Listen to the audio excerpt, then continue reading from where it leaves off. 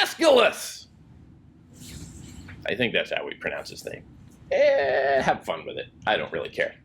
Market! How are you? Yeah? How good could you really be? You know, it's very early. Well, I'm good enough. Okay. That's a very Greek answer. I'm good enough. Moderation in all things. That is Greek. You're in the spirit. How we doing today? What did you think of Agamemnon? Just don't read just yet. Just tell me. Did you like it? I found it was a pretty tough read for me, honestly, first, because it was a play, and I mean, I've never read anything like that. But the translations made it easier for me, and once you got to know a bit more of the characters, it got quite a lot easier, so you start to read it. And it's a simple story, so... Yeah, it's not complicated. There's not a lot of events. Well, what you just said there, bear in mind, okay, yes, it's a play, and it's a little bit harder to read, and when you are reading a play, it's kind of like the difference between, you know, looking at a schematic of an iPhone and actually playing with an iPhone. You're kind of, you know, what's the deal? I don't get it. So you got to break through that and start to imagine it in your mind. And it takes off a little bit more from there because there is so little to go by. You can really start to have fun once you start imagining. And the plays kind of invite that and tinker with it a little bit. But it's also, you know, it is also very old and it's kind of hard to catch up. And the story itself might not be as familiar to you, I would assume, as it was to the original audience who would say, oh yeah, Agamemnon, we know that. You know, it's like Harry Potter, quite frankly. You know, some people just have all of those characters in their head at the same time, and they start talking about it. I have no idea what the hell's going on. You know, I've read some of the books. Not so much. Anyway, tell me, what's the deal with Agamemnon? Okay, so in the first scene, you have a watchman who's basically waiting at the top of the palace, and he's waiting for a signal to indicate for the Troy, because this is during the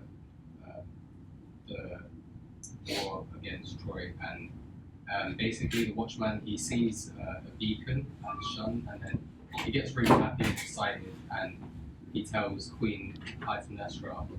Clytemnestra is basically the wife of Agamemnon. She's just anxiously waiting for him to come home and get some news of the war. So when she finds out, the chorus come. The chorus they're a really like key, like I guess you could say character, but they're not really a character. They're just a group of people, and they have one person leading them. They're called the leader, and they represent the people of Argos, which is the city-state that Agamemnon rules over, and their conversations with the characters throughout the play represent what the people of Argos are seeing in that character. So their conversations with Clytemnestra or with Agamemnon are just how the people of Argos would see Agamemnon or Clytemnestra themselves. So when the chorus, they speak to Clytemnestra at first, she tells them that that Troy has fallen and that the Greek army had won. Agamemnon is coming home. They're reluctant to believe her at first because, well, she's a woman. You know, how much can they trust her? How much does she really know? But when they do find out that it's true, which they do, she's like, you know, I told you so, and they're like, okay, yeah. You know, God, this one. Hold on one second. Okay. Pump the brakes. Let's just clarify something here. Yeah.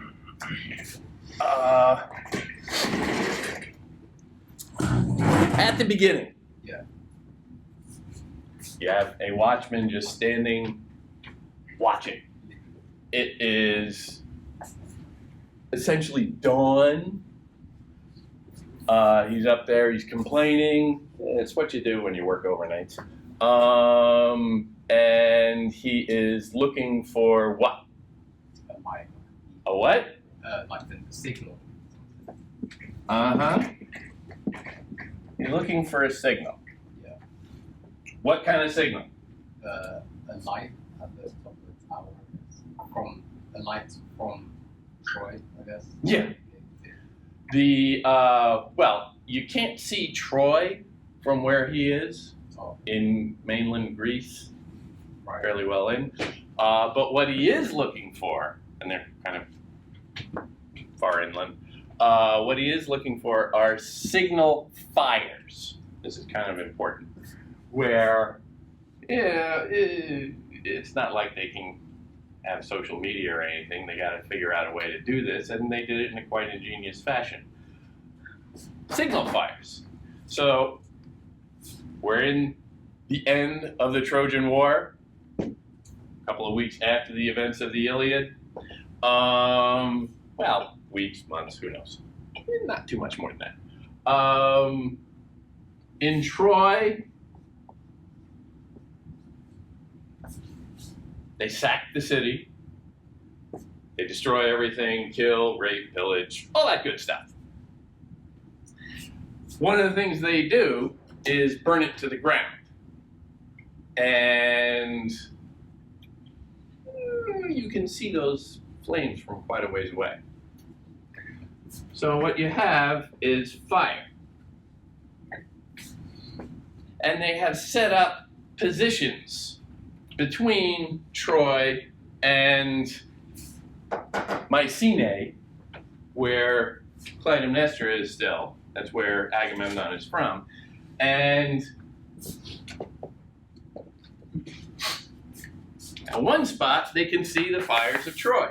So they light another fire, which can be seen a little closer yet. And then so on and so on. Each one leading the way. Remind me, what's the color of fire? Orange. Orange! Let's generalize that a little bit more. Red.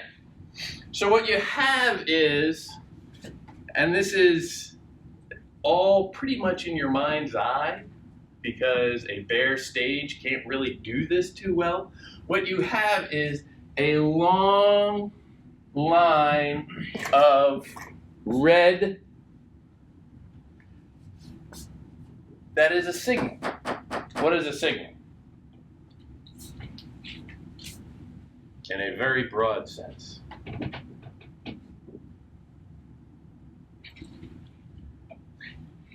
If I were to wave, is that a signal?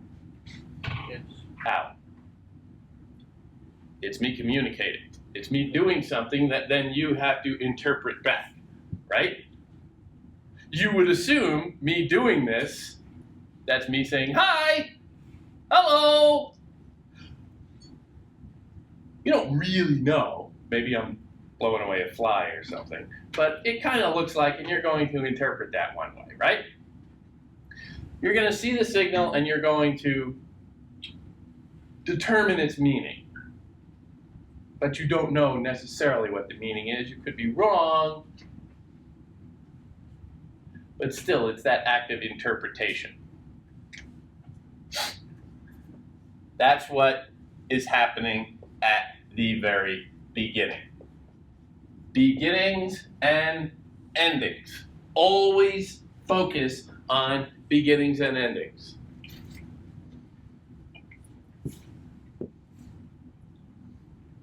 Clytemnestra comes out. They see this long line of fire leading back to her house. And it's good news. They know that this means the war is over.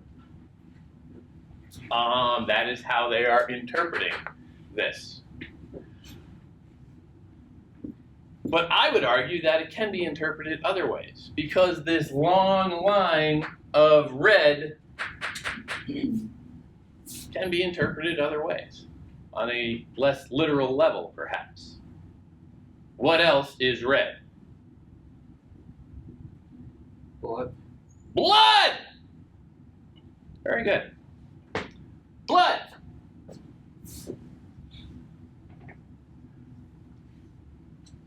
So right at the outset, you have these people marveling at this long line of red, which may only exist in the audience's mind, because everybody's just saying, hey, yeah, look at that fire. That's really bright. And there's another one, really bright.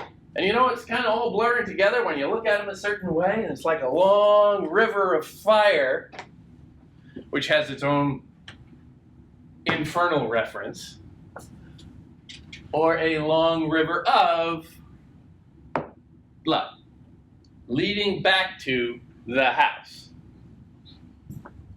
Now, what is Clytemnestra's deal? What's the deal? What's her backstory? Because everybody in the audience in that Greek theater would know her deal. What is the deal with Clytemnestra and Agamemnon? So, before she's even introduced the chorus, give a brief backstory to the audience. They tell you first of what sparked the war between Greece and Troy, and they also tell you that how Agamemnon sacrificed his daughter Iphigenia to the god Artemis in order to bring wind for the Greek fleet to sail for Troy. And the same prophet Calchas made Agamemnon do that from one in the Iliad. So that's what I found out about it first, and I knew that I didn't know what implications it would have at first. But if you're gonna kill your daughter in order to go to war, you have to be pretty cold. And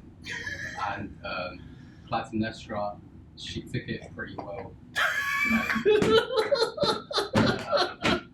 Okay, I'm sorry. I have to write that down. That is a great quote. Clytemnestra, she took it pretty well. I like that. And it's not purely sarcastic. She does, in certain respects, take it well. And we'll go over that. Let me just stop you there and fill in a few other blanks. Yes, Agamemnon, at the beginning of the war, his little brother came to see him. We got to go to war to get my wife back. My wife Helen. Helen, by the way, is sister of Clytemnestra. It's kind of cute. Menelaus and Agamemnon are brothers, and they double dated, I guess, with the two hot sisters. It's adorable. They had like a double wedding. Who knows?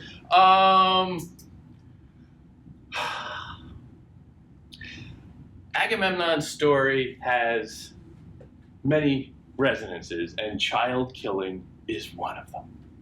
At the beginning of the war, they get the armies together, they start to go, they get stuck by weather. I'm blanking on whether or not it's stormy weather or just no wind. No wind means no go for sailboats. And they're stuck on an island trying to get to Troy, but the weather's not cooperating. So Calchas comes and says, it's very simple. The gods are pissed at you. They want to sacrifice. You kill your daughter, whom you just happened to bring along to war for no apparent reason. Kill your daughter, and the gods will accept that and clear up the weather, and then you can go on and fight the war. And Agamemnon went along with that.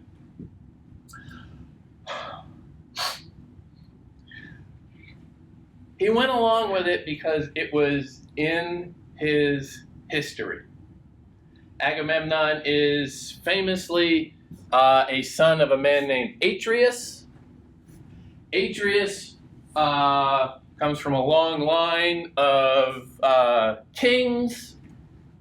Atreus himself had a brother named Thyestes. Thyestes and Atreus both fought over the throne of Mycenae. Agamemnon won, but he didn't take the pressure from his brother very well. he invited his brother's sons over to talk it out and said, your dad and I, we've got our problems, but, we're going to work it out. And then he killed the sons, chopped them up, cooked them, invited Thyestes, his brother, over to dinner and served him, you guessed it, his own sons. And that was not the only, I know it's gross, that was not the only example of child cannibalism in the history of the family. It's very involved. We don't need to go into it too specifically right now. But this is there. This notion of child killing and violence is baked into the history of this family. Fun fact, Thyestes went on and had another son after this. Fun fact about that, he had this son by raping his own daughter. It's like a Mexican telenovela. It's just horrifying. He raped his own daughter because he was told by a prophet that the son born of that would then go and kill Atreus, which he did. That son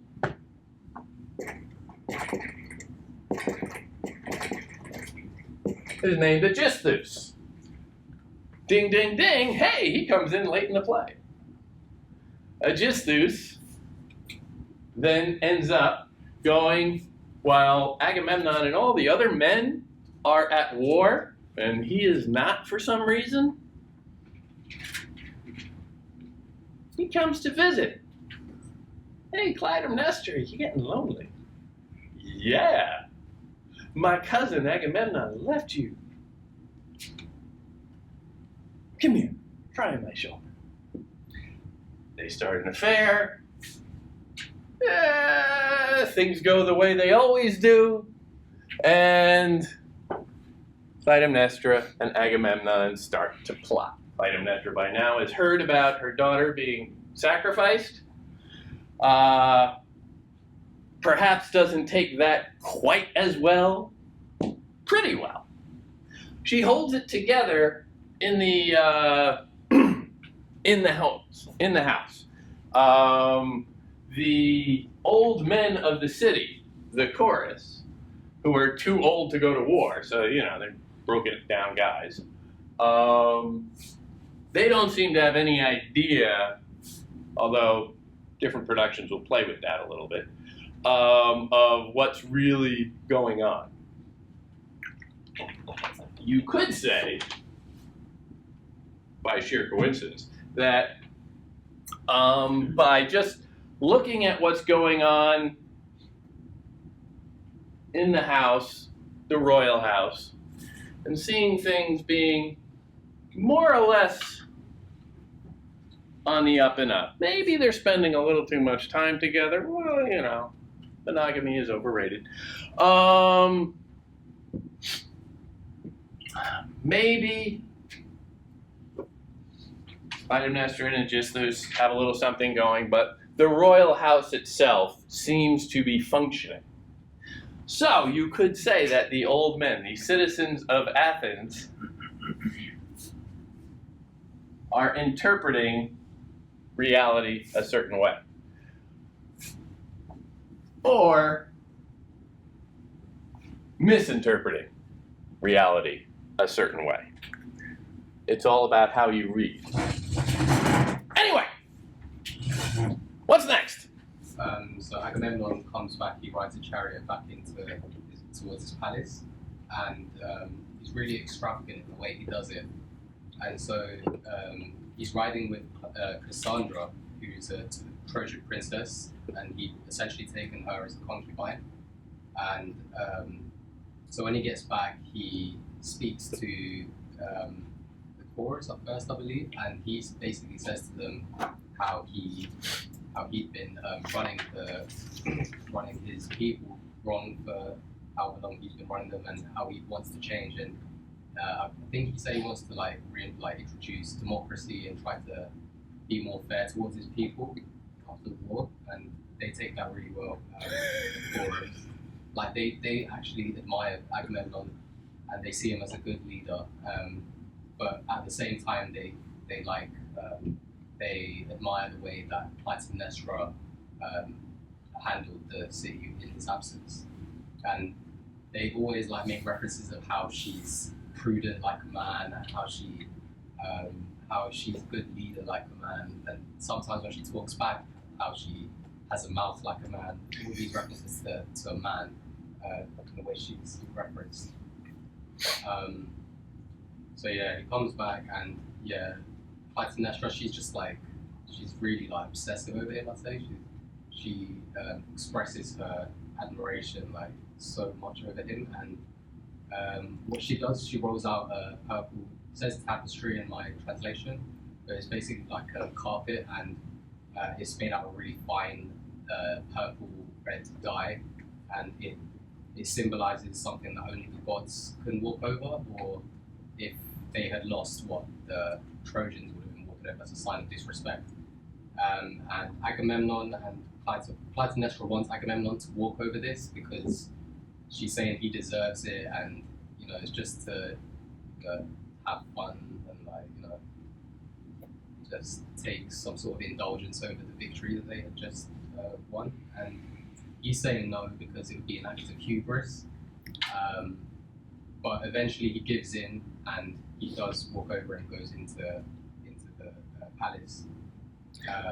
Hold on a second here, because again, that's a big scene. Yeah. Agamemnon comes home quite grandly on a chariot, looking very heroic. He's got a full entourage, supposedly. Again, productions can make this whatever. Bringing home his concubine, which is a very cute word. Slave girl is probably another one. Cassandra is a Trojan princess, the daughter of Priam, sister of Hector, and Agamemnon has stolen her. Why? That's what. Why would you steal a girl? Because that's what him and Achilles did that. Yeah. Obviously, it has some resonance from the famous scene with Achilles. And what were Chryses and Briseis for? What? Don't know. You don't know why they cared so much about them? Their fine conversation skills? No. Why? Just because they're concubines, right? Yes, but concubine is such a pretty word. They're there for the raping. Yeah. Yeah, okay, let's just say that. So, it's important to acknowledge this. Agamemnon is coming home with the girl he's currently raping. She has many fine qualities, other than that, I'm sure. Although her one big quality is a curse from the gods, from Apollo.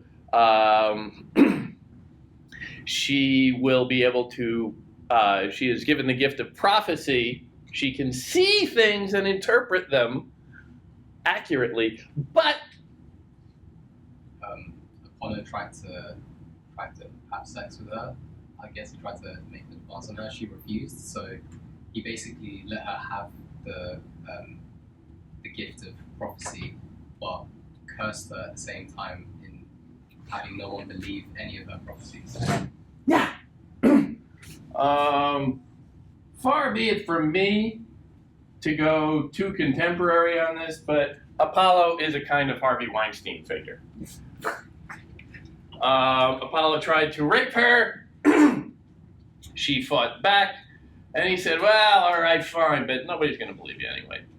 Tell the story. Who cares?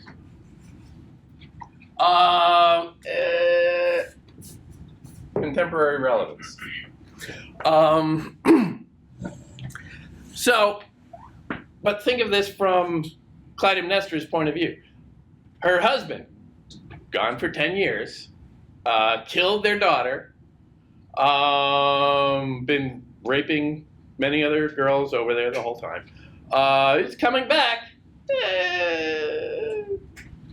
Hurrah, hurrah, big welcome. The king is back. She puts on a good show. Is it sincere? It was sincere. It was sincere. Yeah, she made it. I guess she made it really believable. She made it really believable, but was she sincere? No. No. She was kind of plotting this. And the laying out of the carpet, which is a great visual, because it's not really a carpet. A tapestry is essentially a curtain. And it's generally a fairly ornately designed and perhaps even painted curtain. You can see some great ones in the Museum of, what is it? Metropolitan Museum of Art, especially the one way uptown. It's not meant to be walked on by anyone.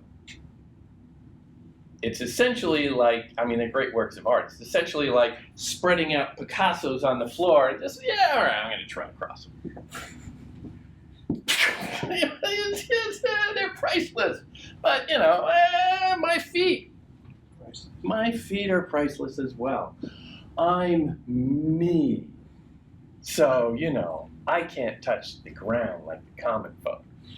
This is a no-no. Agamemnon knows that. Clytemnestra is kind of laying a trap for him and appealing to his ego. And he at first makes a very big deal about, no, I can't do that. That's sacrilegious almost. That's what the gods would do. And of course, in the back of this is the ancient Greek concern with hubris, excessive pride. He is coming home. He's already an image of excessive pride on the chariot with the rape girl. But maybe that's just one too much, one too many, one trespass too far. Think of the imagery as well. What color is the tapestry? Red.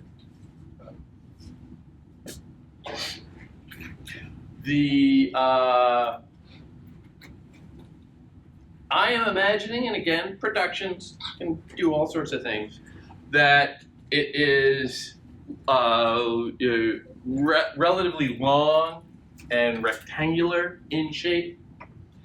And a lot of productions will tend to like make a big thing of big and flowing and billowing, and they'll be shaking it and making it look really pretty and fancy, like a big ribbon running along. So you get this long, sinuous trail of red stringing across the stage, enveloping the characters. And it comes back literally wrapped around Agamemnon. A trail of blood, if you interpret it that way.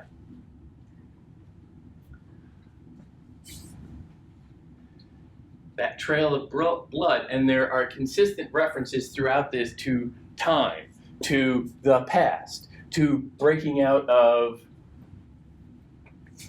the influence and the control of the past. Because what is in Agamemnon's past? Murder, horrors, violence upon violence, revenge. Clytemnestra is plotting against him because he killed their daughter. Revenge. His dad killed his own brother as revenge. Cycles of violence that they just cannot escape from. And of course, as you say, Clytemnestra seems to have taken things pretty well. She has put on a good front. And she is sitting there, and she seems very sincere. But of course, honey, you are like a god to us. You should walk across this tapestry. Take your dirty, stinky feet. You haven't had a bath since you left Troy, probably. And just, tread across it. Go ahead. He puts up a big show that he doesn't want to. Oh, it would be too much. Too much. I can't do that. But it's a funny thing about people who protest so much. I could never. Oh, no, not me. Often they want to, and they think they deserve it. So the appearance slowly strips away, and he does. Maybe resisting. Maybe he's sincere in that. You don't know. You can play it so many different ways with such stripped down, bare dialogue. But he does do it. What happens then? So then Cassandra is asked to come into the palace as well, and she's really reluctant to. So she stays outside while Agamemnon and Athenian go inside. And there's quite a long scene where she has a vision, I guess. She has a prophecy, and she talks to the chorus, and she just mutters first, and then she goes a bit crazy. She talks in depth and in detail quite of how she would die, and the chorus don't believe her. They think she's just crazy, which is exactly what her curse said. Yeah, it's nothing particularly original, but one brief speech I will point out.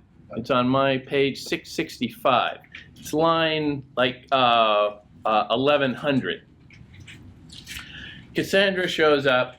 At first, they don't even know, if she could talk. She is just sort of sitting there silent. And then she starts essentially hysterically blathering by the interpretation of everybody there. She's clearly quite distraught, and she has a right to be. But she comes in and she seems to look around and sense what's going to happen.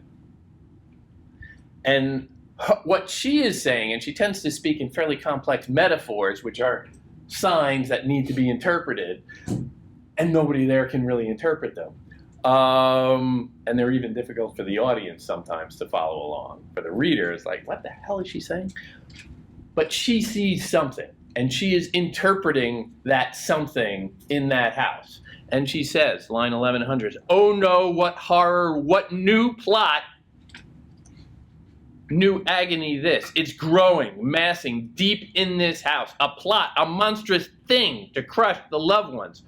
No, there is no cure. The rescue's far away." And now, a couple of things. First of all, she doesn't really say exactly what's happening. She's just kind of talking around this thing. What is a thing? It's a very vague term. Anything can be a thing. But she is trying to express something,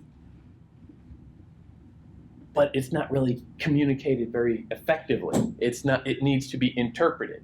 You're sitting there trying to make sense of what she's saying and doing, and she is not telling you very clearly. And in fact, the leader of the chorus in the very next line is, you have it in front of you, what's the line? I can't read these signs. Oh! I can't read these signs. She sees something drastic about to happen. She knows what's coming.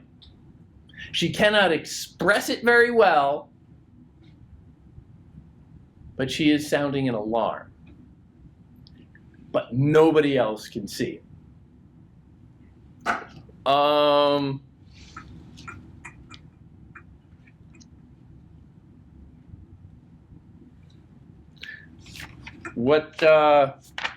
What happens next? So after she has a big speech, she decides to go inside. She basically, at that point, she accepts her fate. She knows what's going to happen, and she just goes inside. And then the chorus talk amongst themselves, and there's a sense of foreboding, I guess.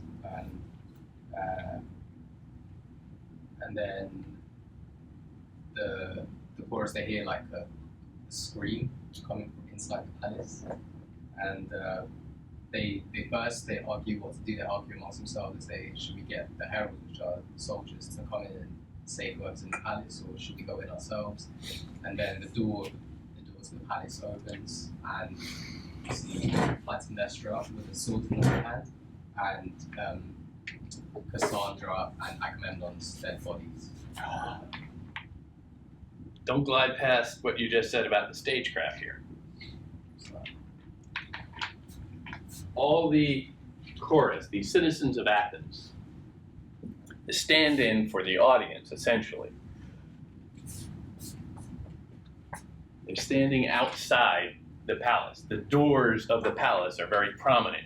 And what's going on in there? What do you think? Something's up. What do you think it could be? I don't know. Nothing good. Oh my God, they're screaming. Something's going on inside there. What's happening? It's inside there. What could it be? I don't know. But it's bad. They're trying to read a blank wall. They don't really get it. But then what happens to that wall in the form of a door? It opens, and what do you see inside? Blood. Blood.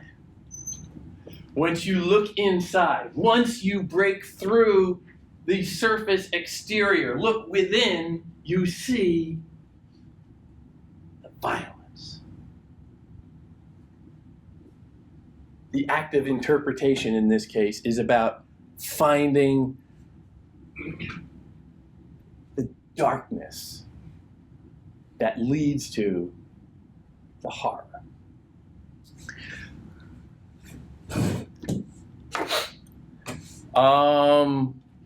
Is she repentant? No. No. The same coolness of appearance that she was able to maintain, presumably for 10 or so years, that didn't let anybody inside, that kept everybody sort of at bay and made them think, well, okay, everything's fine. Yeah, her husband killed their daughter, but you know, she's handling it pretty well. That same coolness is now reflected, and she said, well, yeah, okay, I just killed my husband. He deserved it. And she makes a pretty compelling case that he did. And we hear a little bit more about the backstory and everything, and they start actually talking more explicitly about Iphigenia. And you're trying to piece this together, and you're seeing like, okay. Plus, think of the imagery. And this is dramatic. You said when the doors open, what do they see? Clytemnestra standing over the two dead bodies. Yeah. Yeah. Clytemnestra, a woman, standing over the bodies with a sword in her hand. A sword, the symbol of strength, authority, power. Normally, something you would associate with whom? Agamemnon, more generally, with men. A little revolutionary here. So now, all of these Athenians are assembled out front, and they're like, you just killed our king. What now? What's the real revolutionary aspect of this play that happens right then? Aeschylus comes up. Before that, just in that image of her standing, because we haven't seen Aeschylus yet.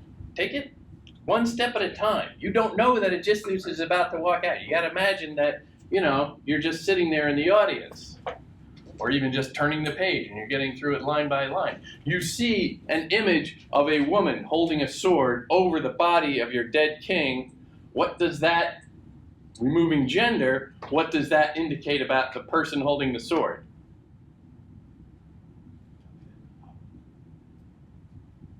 Maybe she's the new king. Maybe she's in charge now. Oh my God! We can't have that.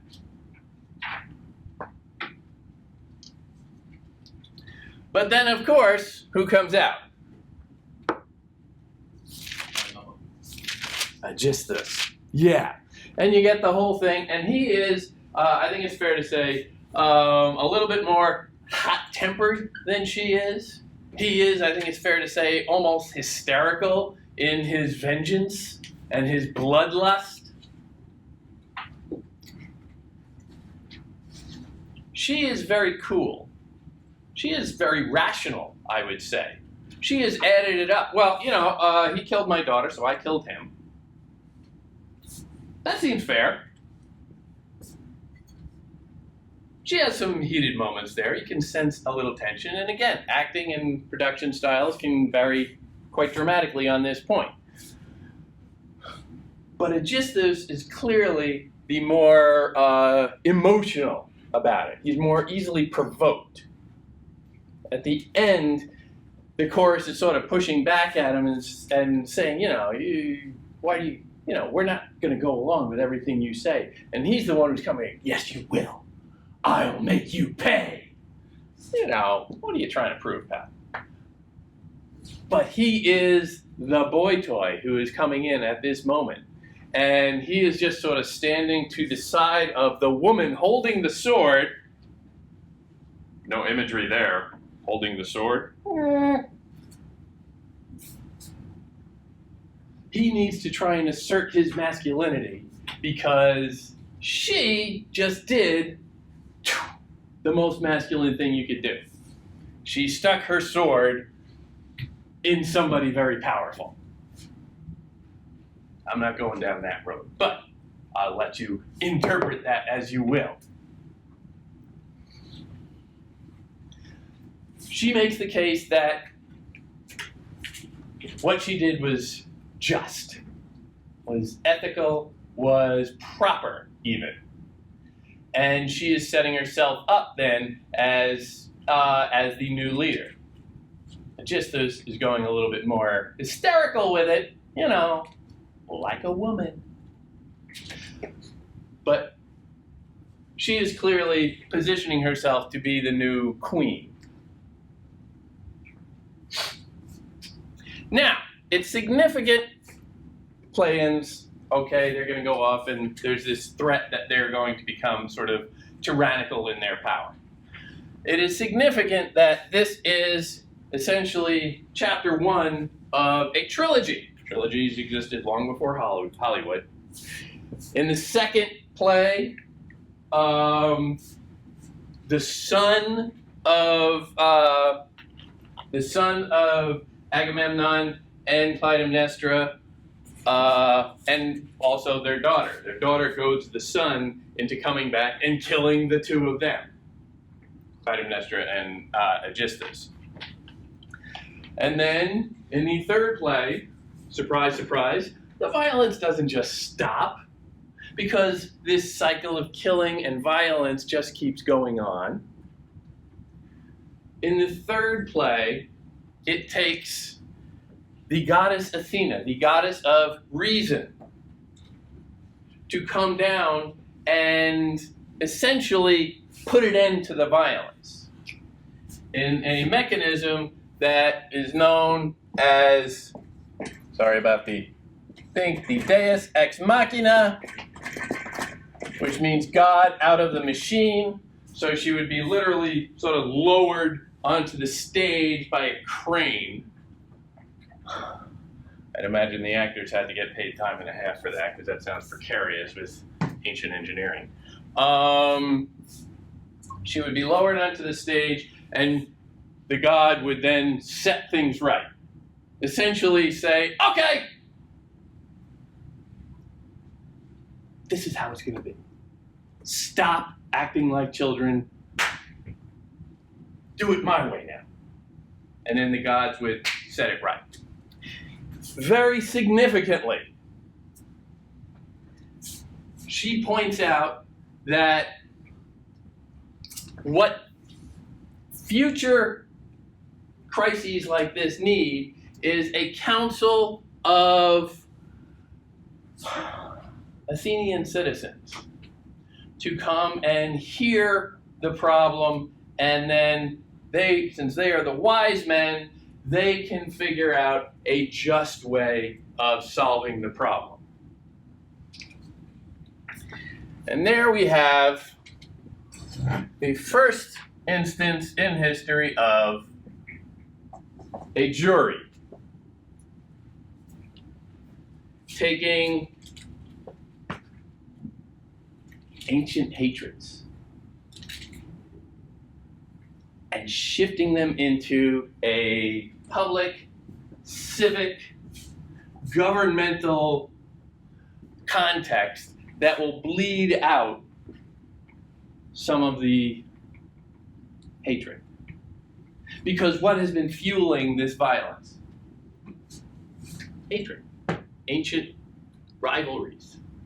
Going back generations and generations and generations.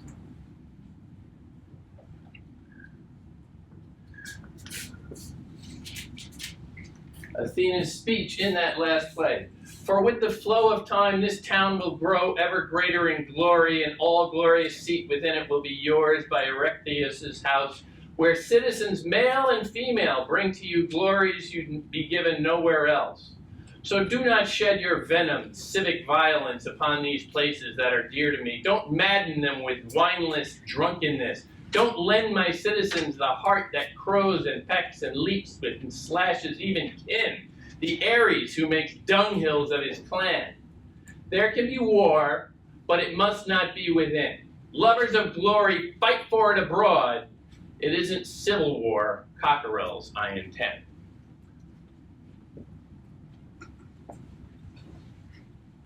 She is arguing that don't fight among yourselves, Athenians. We're going to keep things peaceful. We're going to try and structure society so that it is immune from all of this vengeance. It's a sign of a society trying to get out of its history of barbarism. It's a sign of a society that has built up an infrastructure that can do that. The ancient hatreds go back thousands of years. From a civic point of view, when you have a civil society, you can't have those hatreds breaking out. If you are in charge of that society, as authorities would be, they want peace. They don't want people having blood feuds. You know? One of the things that all big cities tend to really hate is gang warfare, because one side loses someone, then they take it out on the other side, and it just goes back and forth and quickly spirals out of control. And that's what this is. This is a gang war.